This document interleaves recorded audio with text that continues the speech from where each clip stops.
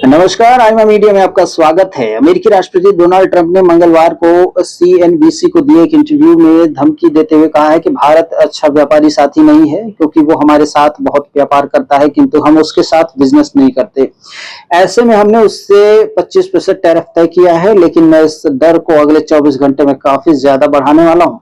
एक दिन पहले राष्ट्रपति ट्रंप ने खुद को सोशल मीडिया पर कहा था कि भारत न सिर्फ रूस से भारी मात्रा में तेल खरीद रहा है, बल्कि मोटा मुनाफा कमाने के लिए खुला बाजार में बेच रहा है।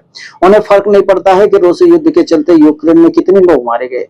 मंगलवार को ही अमेरिका के कई सांसदों ने भारत पर रूस से तेल खरीदने पर ट्रंप का समर्थन किया और यहां तक कहा कि भारत के नागरिकों का H-1B वीजा जो है उसे खत्म कर देना चाहिए, क्योंकि वो यूक्रेन रूस युद्ध में युद्ध लाभ ले रहा है। अमेरिका को लगता है कि भारत पर यदि इसी तरह दबाव डाला जाएगा तो रूस से तेल लेना बंद कर देगा, लेकिन उसे ये भी पता है कि तेल तो चीन भी रूस से ही खरीद रहा है, किंतु उसकी हिम्मत नहीं पड़ रही है कि वो बीजिंग को टैरिफ बढ़ाने की धमकी दे दे।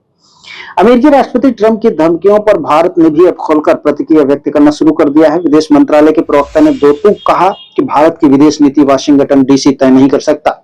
भारत ने स्पष्ट किया है कि रूस व यूक्रेन युद्ध के समय अमेरिका ने वैश्विक ऊर्जा बाजार की स्थिरता को मजबूत करने के लिए भारत द्वारा इस तरह के आयात को सक्रिय रूप से प्रोत्साहित किया था। भारतीय विदेश मंत्रालय ने कहा कि भारत रूस से जो आयात करता है उसका उद्देश्य भारतीय उपभोक्ताओं के लिए ऊर्जा की लागत को किफायती बनाए रखना है। यही नहीं, विदेश मंत्रालय ने अमेरिका की पोल पट्टी खोलते हुए सवाल किया कि वह तो अपने परमाणु उद्योग के लिए रूस से यूरेनियम हेक्साफ्लोराइड, अपने ईवी उद्योग के लिए पैलेडियम उर्वरक रसायनों का आयात जारी किए हुए है। दरअसल अमेरिकी राष्ट्रपति ट्रंप अकेले ही नहीं है जो भारत के खिलाफ अनुचित और अविवेकपूर्ण फैसले ले रहे हैं। भारत के खिलाफ वहां के प्रशासन में शामिल वो लोग भी शामिल हैं जो इस बात से बहुत परेशान है कि भारत ने अमेरिका का विकल्प बहुत पहले से तैयार कर रखा है।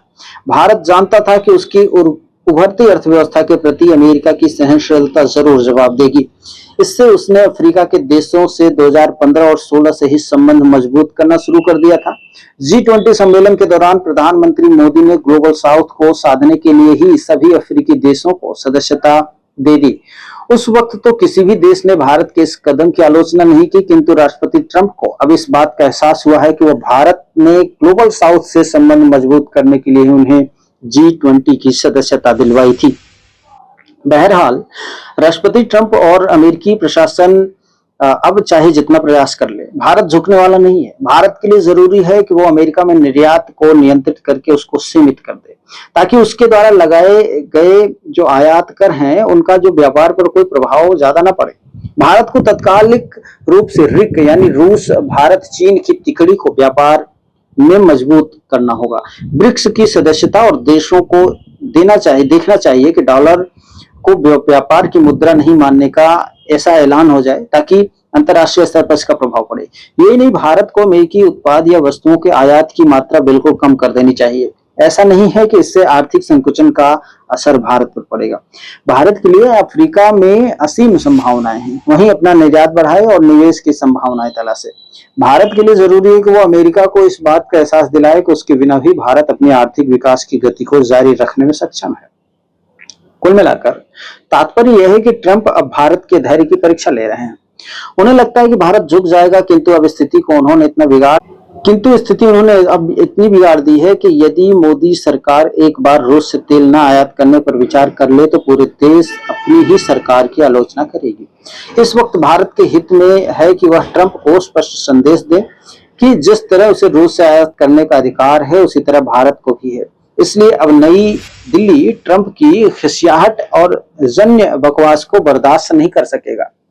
आईमा मीडिया को अगर आप यूट्यूब पर देख रहे हैं तो सब्सक्राइब कर लीजिए, फेसबुक या अन्य सोशल मीडिया प्लेटफॉर्म पर देख रहे हैं तो फॉलो कर लें। हमें कमेंट बॉक्स में अपना सुझाव भी अवश्य दें ताकि हमें अपनी गुणवत्ता को बरकरार रखने और बढ़ाने में मदद मिल सके। बहुत बहुत शुक्रिया। जय हिंद।